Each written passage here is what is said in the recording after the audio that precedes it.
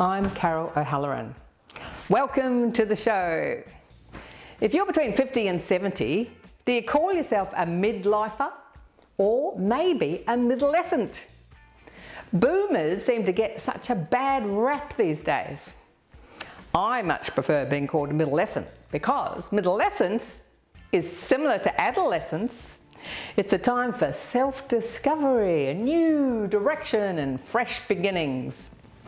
And that's what this show is all about, trying new things, or maybe just doing the thing you've been wanting to do for years. Now, do you have a fire escape plan, a working smoke alarm?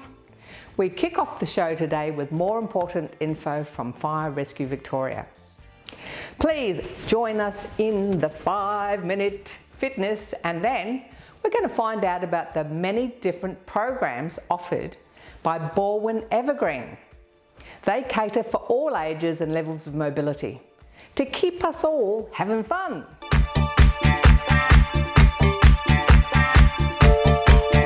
Did you know that one of the most common causes of fire in the home is leaving cooking unattended? We're going to learn some fantastic tips for being fire safe at home, and we're speaking with Darren McQuade from Fire Rescue Victoria. Can you just tell us who Fire Rescue Victoria is? Yeah, sure. So prior to 2020, in Victoria we had the Country Fire Authority, or CFA, and there's also the Metropolitan Fire Brigade, which is known as MFB. On the 1st of July 2020, the 38 career stations of CFA and the 47 stations of MFB amalgamated to become Fire Rescue Victoria. So we have 85 stations across Melbourne and regional Victoria. Now, can you talk us through some of the key flash points, if you, so to speak, in the house for fire safety? So certainly the most common area for fires in the house is in the kitchen. So over 50% of fires start in the kitchen. Of those 3,000 house fires that I talk about, they're not always the ones that cause the majority of fatalities. They're caused by fires in the bedroom and the living rooms.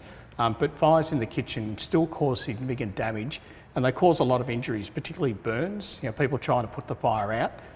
Our simple message for people, if they have a fire in the kitchen, would be to get out and stay out. If they do have a fire extinguisher or a fire blanket and they're competent in using those, then sure, try and use them. But if the fire is getting too big, the safest thing to do is to leave the home, take people out with you, stay out and call 000. So the first thing is don't leave your cooking unattended. That's the most important message in the kitchen, is don't leave your cooking unattended. Now, if you do get a frying pan that sets on fire, you don't put flour on it or water on it. What are the things you don't do? Now, certainly don't put flour or water. So those things can, or certainly the flour can make the flame bigger. Water can splatter the oil and cause significant burns. The best thing to do is, again, leave the kitchen, take people outside with you, call 000. And again, if you do have a fire extinguisher or a fire blanket and you're competent in their use, you could try those. But if the fire, you'd only try that if the fire's small. If the fire's starting to grow, best thing is to leave the house. You guarantee your safety that way. And you go to the letterbox, is that right? The best thing to do is to have a home fire escape plan, and that's just simply drawing a diagram of your home, showing the exits, both the doors and also the windows as a secondary exit if you can't get out through the door, and have a central meeting point so all the family members meet at the one point. Mostly, commonly, is the letterbox. Now, what about the other things in the home, like the electrical appliances in your home, like the clothes dryer? Can you talk us through some of the other things to watch out for? Yeah, look, the home's got a lot of risks in it, and they're mostly things that are powered by electricity or batteries, and battery-powered devices now are causing an increase in fires, and so there's some messages around how to charge batteries properly. So I certainly don't charge anything on a soft furnishing, so I make sure it's on a non-flammable surface. Most, whether children and adults, are still charging devices on their beds or under their beds. We highly recommend you don't do that. Now that's a very important point. Well, because you don't know if the battery's been damaged, and that's where the fires do start just completely unexpectedly, and people have had fires start just in their pockets, for example, with phones, but they are typically where the battery has been damaged to some degree. And so charging them on non-flammable surfaces, if they do catch fire, the rest of the home's not going to catch fire. But again, like any message in the home, it is about also having a smoke alarm so that if that happens and you don't see it, that you're alerted to the fire fairly early. With the dryers in the laundry, one of the key risks is having lint in the dryer that's not cleaned each time. So lint builds up, and for those that don't know what I'm talking about, it's about when you reach into the dryer, the back of the dryer, there'll be a plastic round section. You can pull that out, and at the back of that is a mesh that filters the lint, and so that can build up if you don't clean it. So make sure you clean the filter regularly, and then put it back, and the dryer should be fine. But when things are starting to break down, they're getting old, that's when things should be replaced. So you can get them checked just to be safe. And what about plugs and electrical sockets?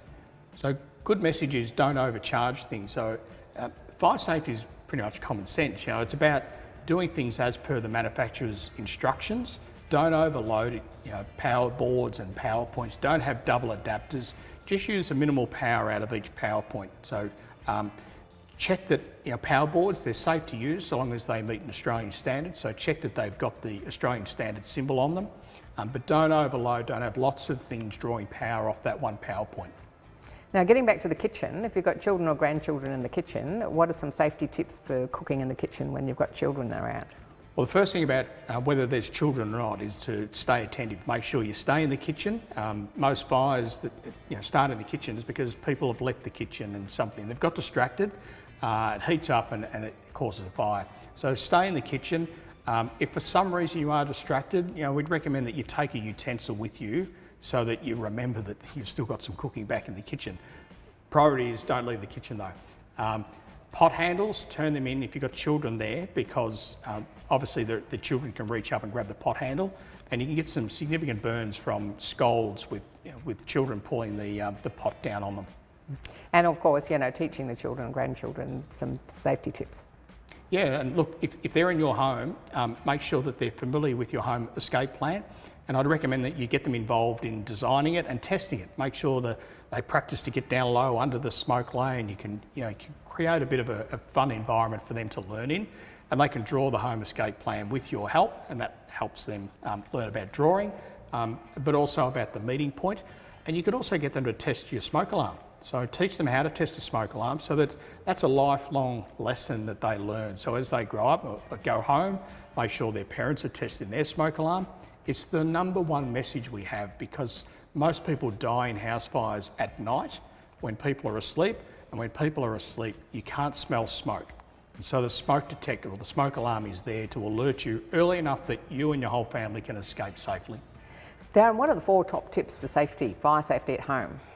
Well, the number one most important fire safety tip is to ensure that you've got working smoke alarms. Test them regularly, so test them once a month, vacuum or dust them annually.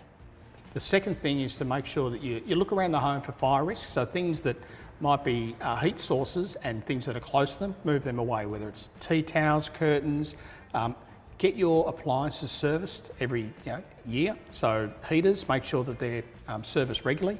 And then the third thing is around having a home fire escape plan. And that ensures that everyone in the family or in the household knows what to do when there's a fire and where to go, so that everyone's safe at their single meeting point.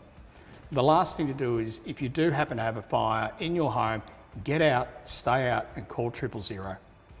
Get out, stay out, call 000. Absolutely. If you follow those tips, you should stay safe.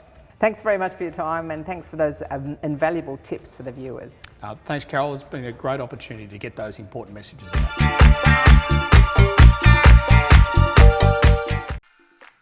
Thanks for watching our TV show. Be sure to hit subscribe, and then you'll never miss an episode. Jump on Facebook, join our group, get in on the fun, fitness, wellness and inspiration. I'm Carol, over 50. So what?